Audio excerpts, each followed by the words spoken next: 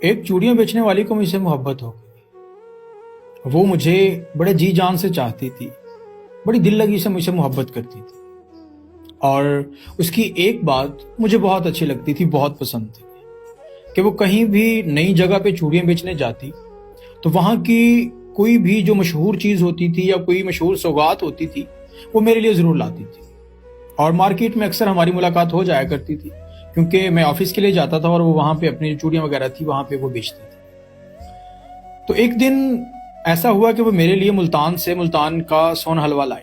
उसने मुझे दिया कि ये मैं आपके लिए लाई हूँ। तो खैर मुझे मीठा इतना ज्यादा खास पसंद नहीं, तो फिर भी मैंने उससे ले लिया कि वो इतनी दूर से इतनी मोहब्बत से लेके आई है। तो जब हम जाने लगे, बातचीत हमारी हुई, मैं अपने रास्ते वो अपने से जाने लगे, तो उसने कभी मुझे बताया नहीं था कि वो मुझसे मोहब्बत करती है। खैर मुझे आइडिया था, क्योंकि इंसान को समझ लग जाती है, पता लग जाता है कि कौन क्या चाह रहा है और कौन क्या देख रहा है। तो जब मैं जाने लगा तो मुझे आवाज दे के कहती है, बात सुने।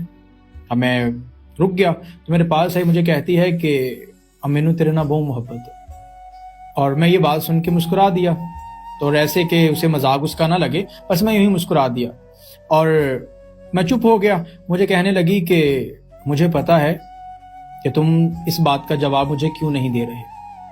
खैर जब मैं निकलने लगा मुझे कहती है कि एक सवाल का मुझे जवाब दे दो। मुझे पता है कि इस सवाल का जवाब तो आपके पास नहीं होगा, लेकिन एक सवाल का जवाब दे दो कि इस में मेरा क्या कसूर है कि मैं एक चूड़ियां बेचने वाले के घर में पैदा हूं। मेरे लिए सवाल बहुत हैरान कुन परेशान कुन था, क्योंकि कुछ वजूहात उसे समझ आ रही थी कि ये मुझे जवाब क्यों नहीं दे रहा या बात क्यों नहीं कर रहा इस मामले में।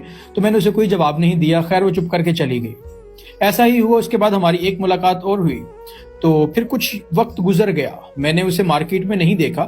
मैं काफी परेशान हुआ कि यार वो अभी नजर नहीं आती। खैर लेकिन मेरी दिलचस्पी उसमें नहीं थी, तो मैंने कोई उसकी पूछताछ नहीं की, किसी से पूछा दरियाफ्त नहीं किया। सो एक रैंडम जिस तरह था मैं भूल गया। फिर एक दिन यूं हुआ कि मेरे दोस्तों के साथ हीर रांझा के मजार पे जंग जाना हुआ। हम वहां गए और वहां का कुछ माहौल देखा, दरबार में गए, दुआ वगैरह की। हम वापस आए, हम दरबार की तरफ मुंह करके खड़े थे कि मुझे कांधे पे ना नरम हाथों की नरमी महसूस हुई। और जब मुझे नरमी महसूस हुई, मैंने मतलब दिल में आया कि यार कोई है तो नहीं जानने वाला। फिर भी जैसे मैंने पीछे मुंह करके देखा तो वही चूड़ियां बेचने वाली थी, और वो मुझे देख के बहुत खुश थी और मैं उसे देख के बहुत हैरान था कि ये यहाँ पे कैसे। तो फिर थोड़ी सी डिस्कशन के बाद, बातचीत के बाद उसने मुझे बताया कि मैं यहीं रहती हूँ, वहां पे मेरा दिल नहीं लग रहा था किसी वजह से, तो मैं यहाँ पे आ गई। तो मैंने मतलब बातचीत की उनसे, बातें हमारी हुई। तो जब मैं निकलने लगा मुझे कहने लगी है कि अब तुम इतनी दूर आ गई हो तो तुम मेरे साथ मेरे घर चलो। मैंने कहा नहीं, मैं नहीं जा सकता, मेरे साथ मेरे दोस्त हैं। तो वो दोस्तों से भी इसरार करने लगी कि बोले कि आप हमारे साथ आए, हमारे साथ खाना जरूर खाएं, मेरे साथ मेरे घर चले। तो मैंने अपने दोस्तों से बातचीत की, तो उन्होंने कहा ठीक है यार इतनी दूर आ गए हैं तो चलो चलते, अच्छा एक ताल्लुक है, अच्छी बातचीत है।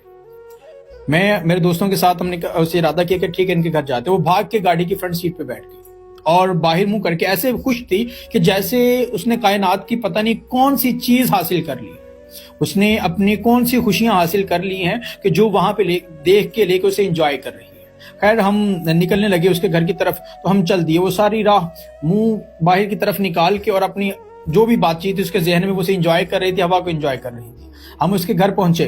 उसके घर जैसे ही पहुंचे तो उसकी वालदा से मुलाकात हुई। उसकी वालदा ने नाम बताया कि आप वो हैं कि आपका बहुत जिक्र किया करती है, आपका अक्सर बताया करते हैं कि उनके साथ मुलाकात, उनके साथ ये, उनके साथ वो। तो खैर उसने हमें बिठाया और बिठा के खाना वगैरह तैयार करने लगी। इतने में हम आप दोस्त आपस में बैठे बातचीत कर रहे थे, खाना वगैरह बन गया, हमने खाना खाया और हम वहां से निकलने लगे।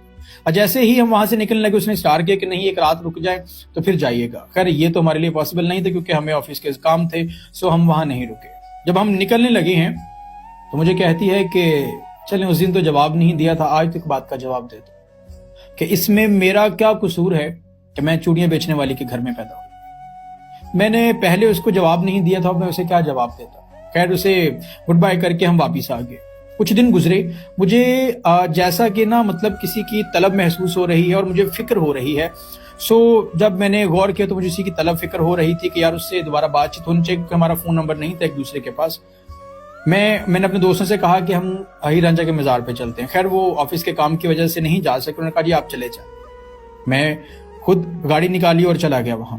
घर उसके गया हूं तो उसकी वालदा ने बिठा के बातचीत करने लगी और मैं अपनी नजरों से इधर उधर देख रहा था क्योंकि मुझे कुछ नजर नहीं आ रहा था। جب میں نے اس کی والدہ سے پوچھا کہ وہ کہاں ہے تو اس کی والدہ نے بتایا کہ اس کا تو کچھ دن پہلے انتقال ہو گیا. اور میں ایسے تھا کہ جیسے پیروں تھلے سے زمین نکل گئی کہ یار یہ مطلب کیسے. میں نے اس سے پوچھا, والدہ سے پوچھا کہ یہ کیسے ہوا. اس کی والدہ نے بتایا کہ آپ کے جانے کے بعد وہ بہت پریشان رہنے لگی تھی, بہت پریشان رہنے لگی تھی, ڈپریشن میں, مطلب کسی سے بات چیت نہیں کیا کرتی تھی, نہ کھل کے کچھ کھایا پیا کرتی تھی. تو ہم نے بہت چیک اپ کروایا, کسی کو کچھ سمجھ نہیں لگی. پھر بہت شدید بیمار ہو گئی, کچھ دنوں کے بعد وہ اس دنیا سے چل بسی. تو میں نے اس کی والدہ سے کہا کہ ماں جی مجھے قبرستان میں لے جائیے یا مجھے کسی کے ساتھ بھیجیے, میں اس کی قبر پہ جانا چاہتا ہوں. تو اس کی والدہ نے کہا بیٹا وہاں تو میں بھجوا دیتی ہوں, لیکن وہ ایک بات کہہ گئی تھی کہ مجھے پتا ہے کہ وہ ضرور آئے گا میرے پیچھے, لیکن جس دن آئے اس سے ایک سوال ضرور کرنا, اس سے پوچھنا کہ اس میں میرا کیا قصور ہے کہ میں چوڑیاں بیچنے والی کے گھر میں پیدا. میں حیران پریشان تو تھا ہی پہلے ہی, لیکن میں اس کی بیٹی کو نہیں جواب دے پایا تھا, اس کی ماں کو کیا جواب دیتا. خیر اس کی ماں نے بیٹا ایک بچے کو ساتھ بھیجا, قبرستان چلے گئے. وہاں جب میں گیا ہوں قبر کو دیکھتے ہی بلا اختیار میری آنکھوں سے آنسو نکلنا شروع ہو گئے, اور میں نے فاتحہ پڑھی, تھوڑی دیر بیٹھا. جیسے ہی میں نے آنکھیں بند کی تو ایسے تھا کہ جیسے وہ قبر چیخ چیخ کے مجھے پکار رہی ہے, آوازیں دے رہی ہے, اور ایک سوال جو بار بار مجھ سے کر رہی ہے کہ اس میں میرا کیا قصور ہے کہ میں چوڑیاں بیچنے والے کے گھر میں پیدا.